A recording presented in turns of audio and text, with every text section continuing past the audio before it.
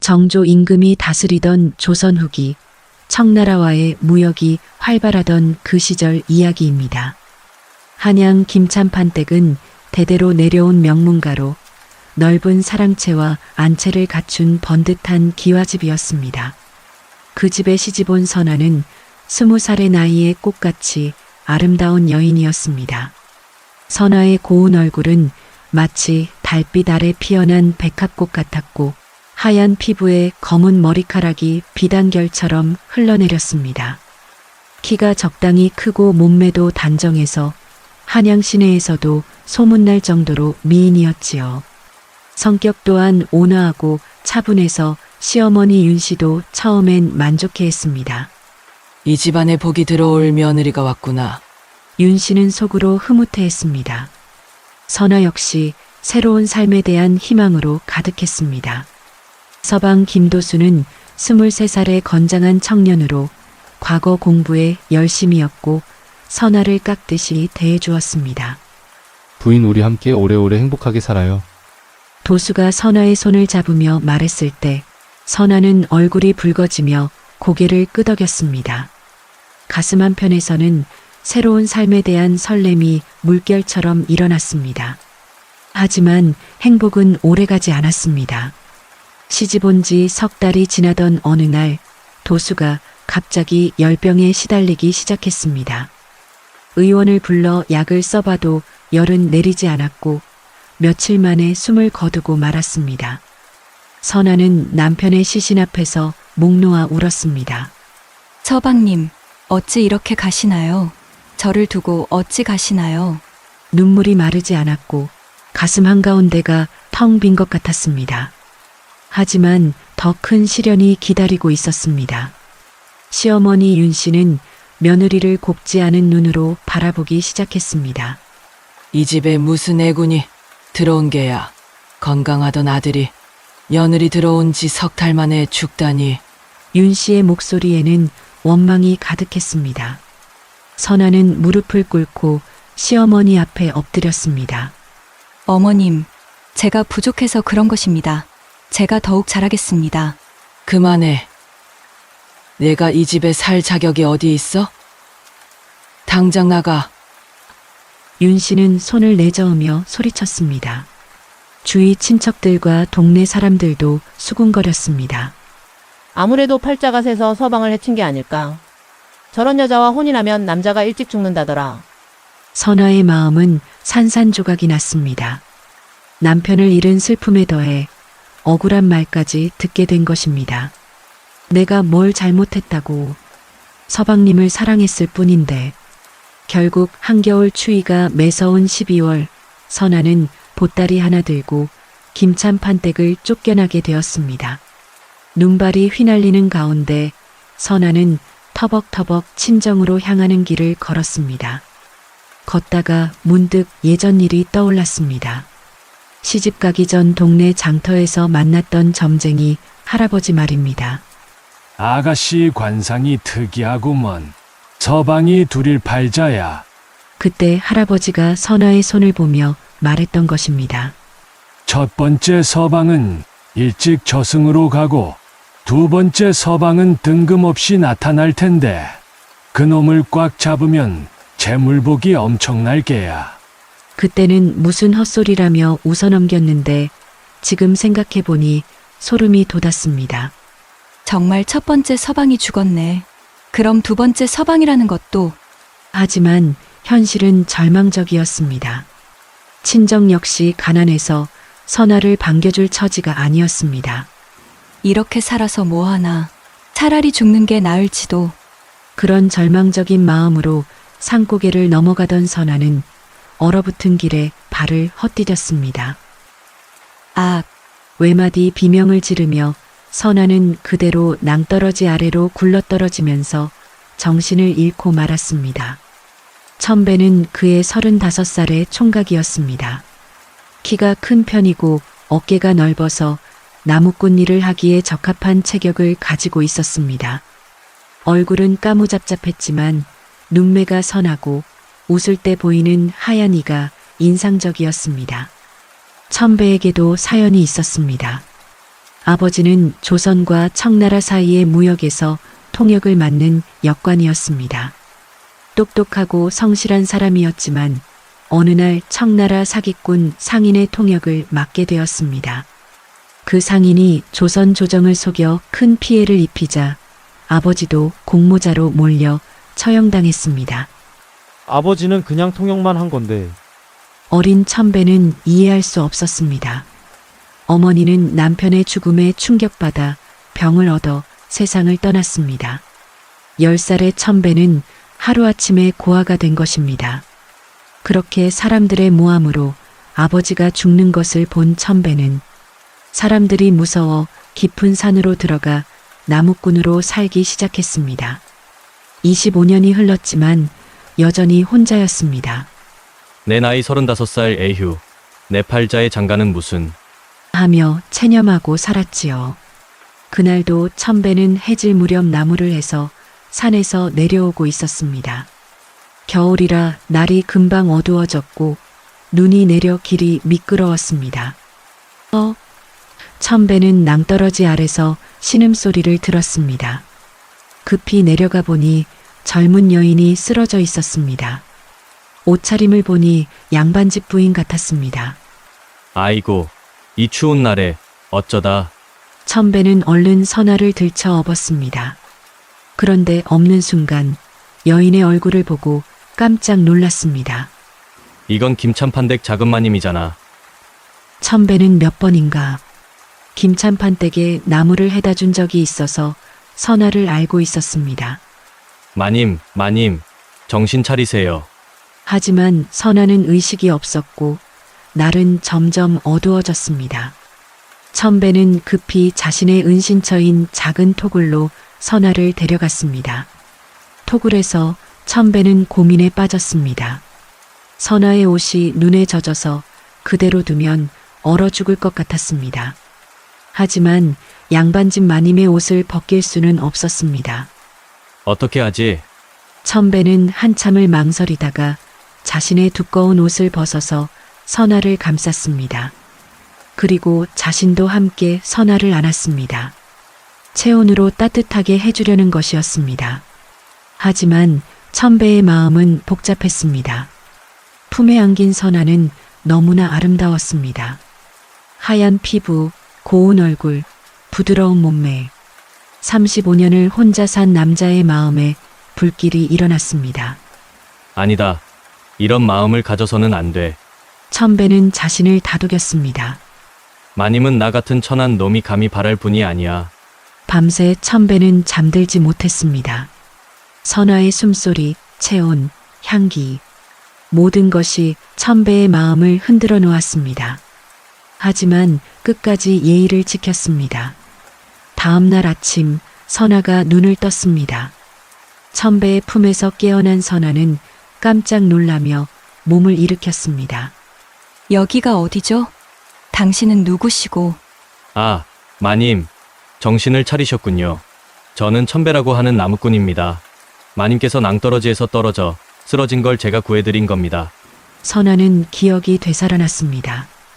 시댁에서 쫓겨나 절망하며 산길을 걷다가 떨어진 것을. 고맙습니다. 저를 구해주셔서. 선화의 목소리는 떨렸습니다.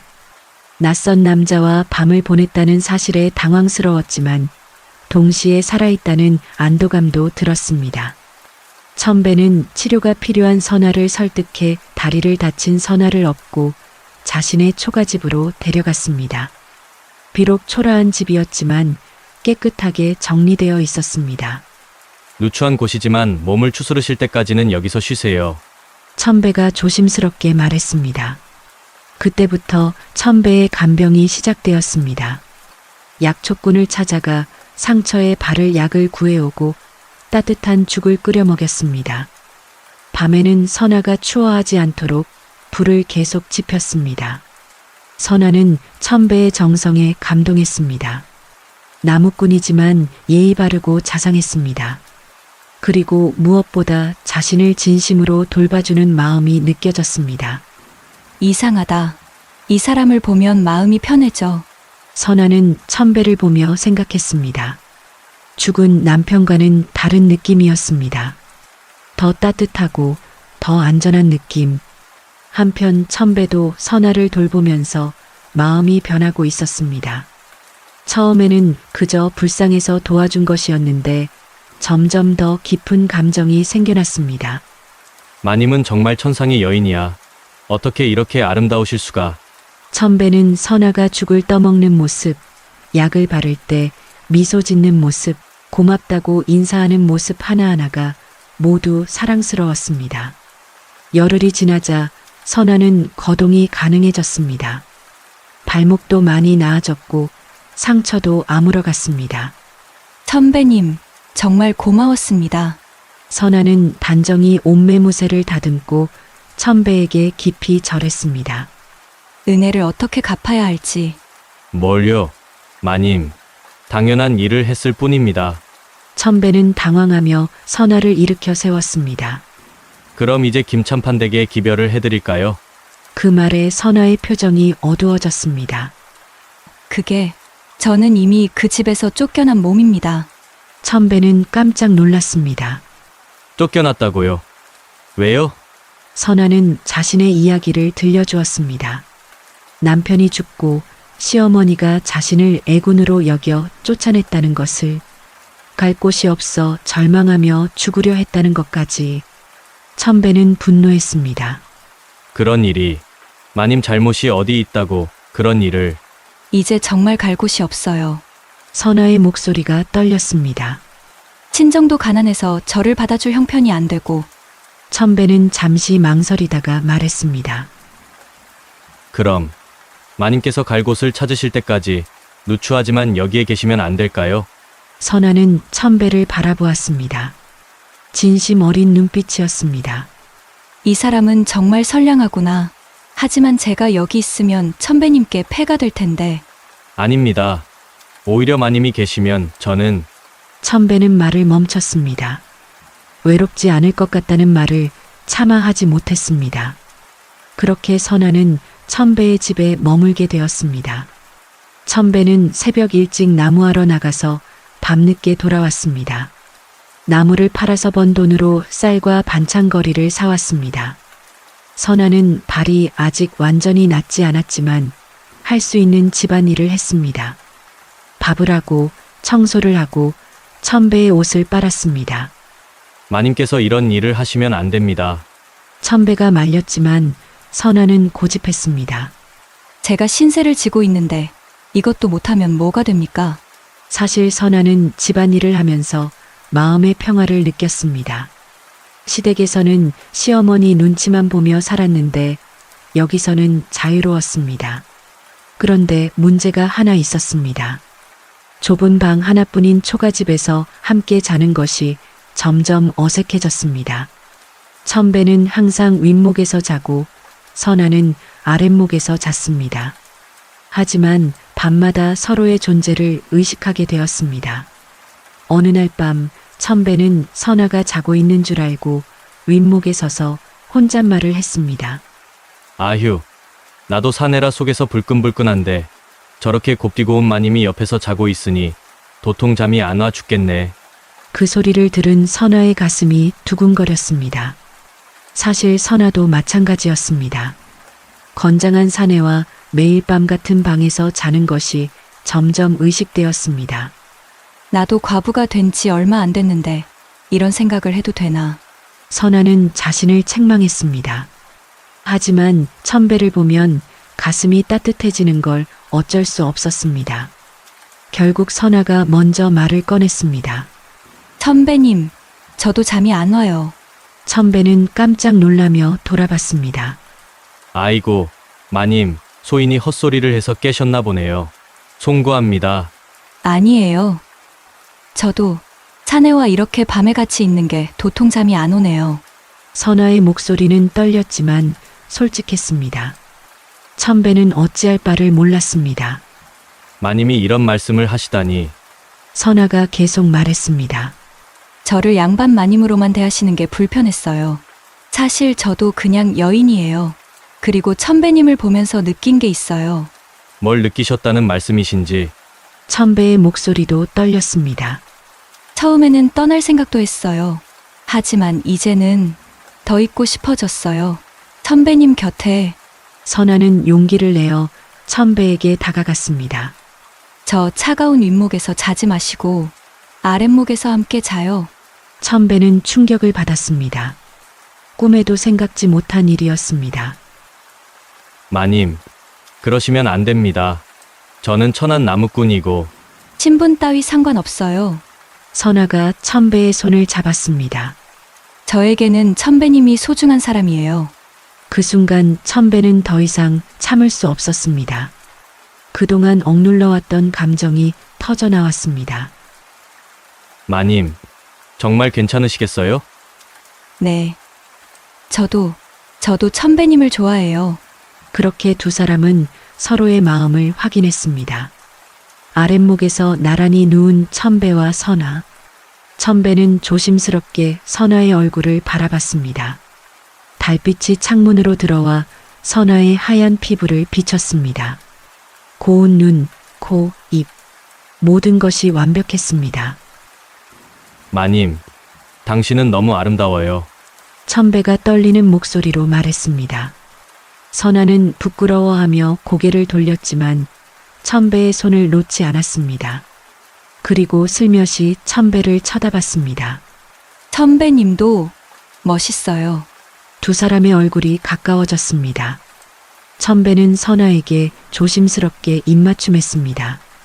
선아도 눈을 감고 받아들였습니다. 그렇게 두 사람은 뜨거운 밤을 보냈습니다. 오랜 외로움과 그리움이 서로에게서 해소되었습니다. 새벽 달기 울 때 선아는 천배의 가슴에 기대어 말했습니다. 이제 우리는 서로 연모하는 사이인데 더 이상 마님이라고 하지 마세요. 이름을 불러주세요. 그래도 되겠어요? 당연하죠. 저도 이제 낭군님이라고 부를게요. 알겠어요. 선아, 천배도 선아를 꼭 안으며 대답했습니다. 그렇게 두 사람은 서로 사랑하는 사이가 되었습니다. 새로운 관계가 시작된 후 선아와 천배의 일상도 달라졌습니다. 선아는 발이 완전히 나은 후 집안일을 더욱 적극적으로 했습니다. 천배가 나무하러 가기 전에 아침을 차려주고 저녁에는 돌아올 때까지 따뜻한 밥을 준비해 두었습니다. 낭군님, 오늘도 고생 많으셨어요. 선아가 미소 지으며 천배를 맞았습니다. 선아야, 많이 기다렸지. 오늘은 나무를 많이 해서 평소보다 돈을 더 벌었어. 천배도 환한 얼굴로 대답했습니다. 두 사람은 서로를 의지하며 행복한 시간을 보냈습니다. 하지만 선아는 천배의 과거가 궁금했습니다. 어느 날 밤 한 이불을 덮고 누워서 선아가 물었습니다.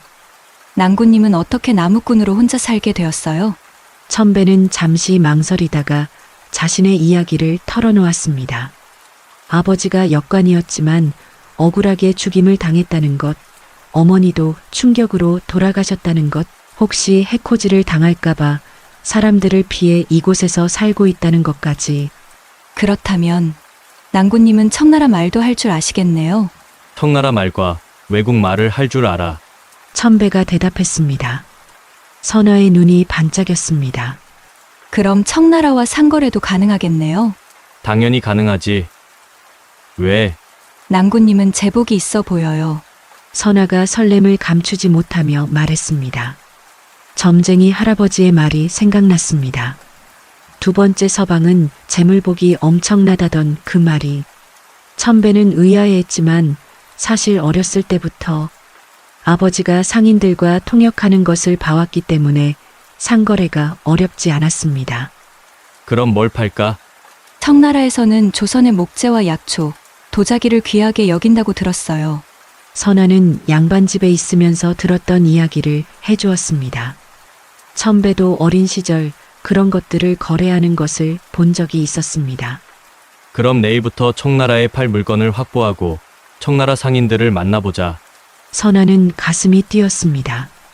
정말 천배가 재물복이 있는 두 번째 서방인가 하는 확신이 들었습니다.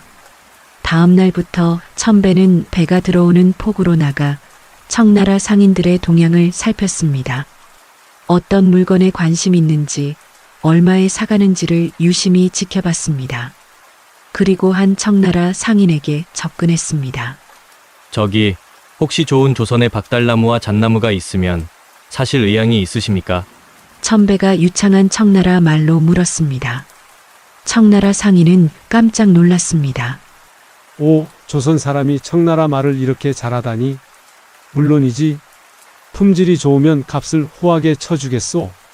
청나라에서는 박달나무가 특히 인기였습니다. 결이 부드럽고 아름다워서 귀족들의 가구 재료로 쓰였습니다.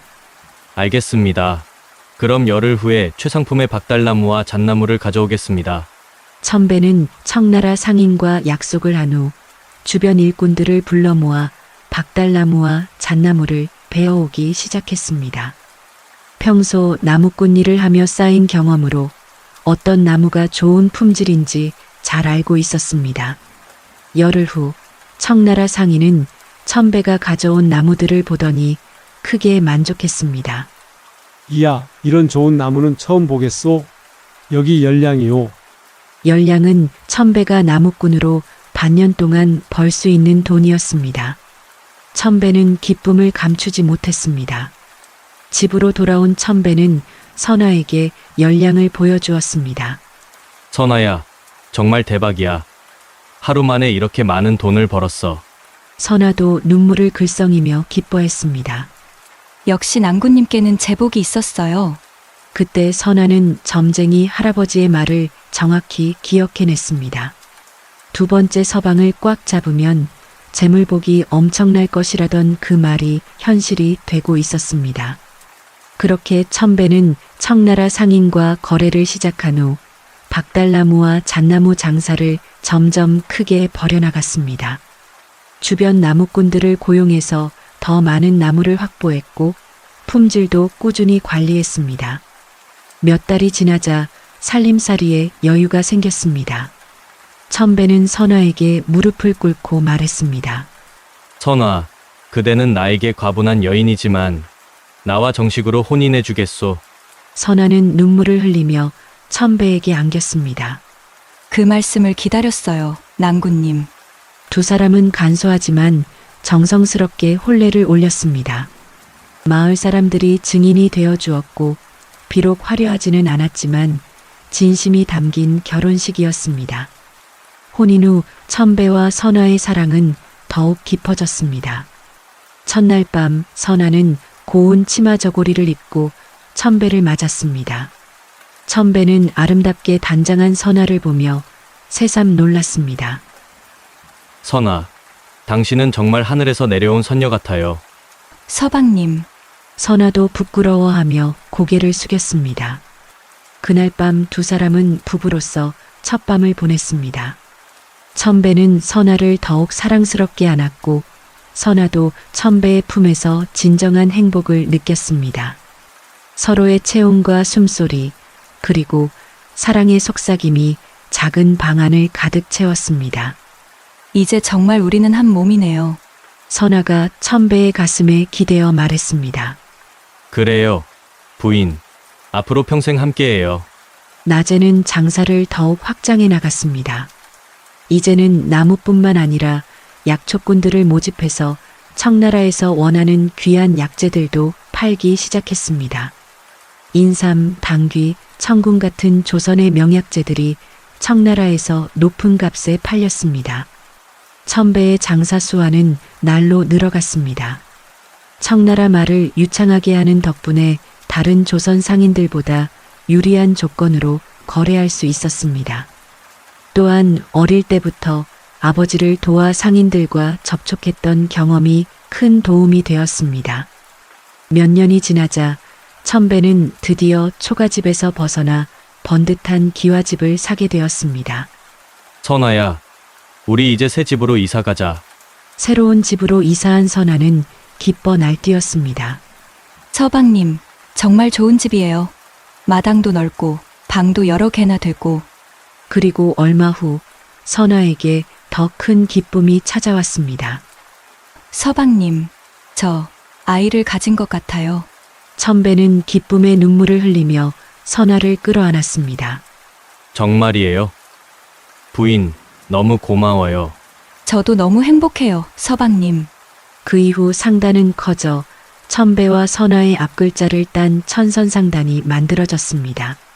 목재, 약초, 도자기 등 조선의 귀한 물품들을 청나라뿐만 아니라 외국에도 유통시키며 큰 상인으로 성장했습니다. 천배는 이제 한양에서도 유명한 거상이 되었습니다.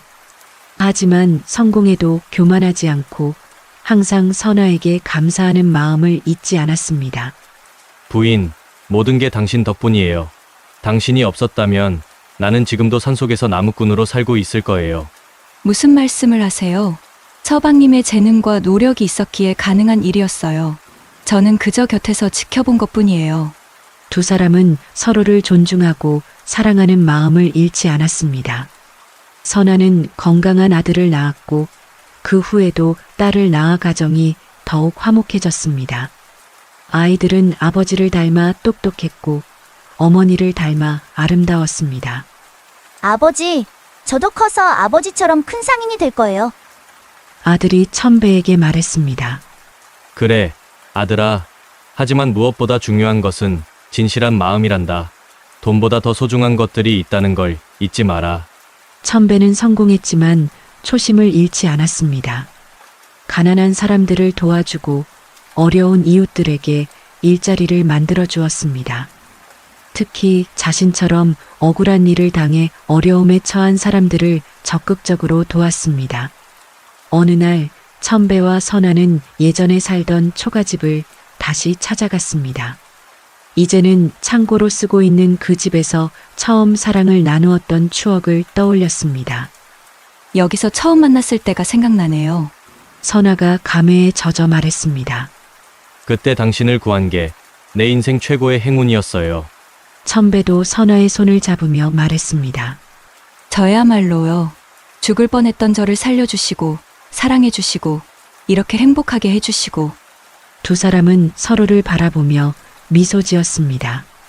파란만장했던 과거가 오히려 지금의 행복을 더욱 값지게 만들어 주었습니다. 세월이 흘러 천선상단은 조선 최고의 상단 중 하나가 되었습니다. 어느 날 저녁 선아가 천배에게 말했습니다.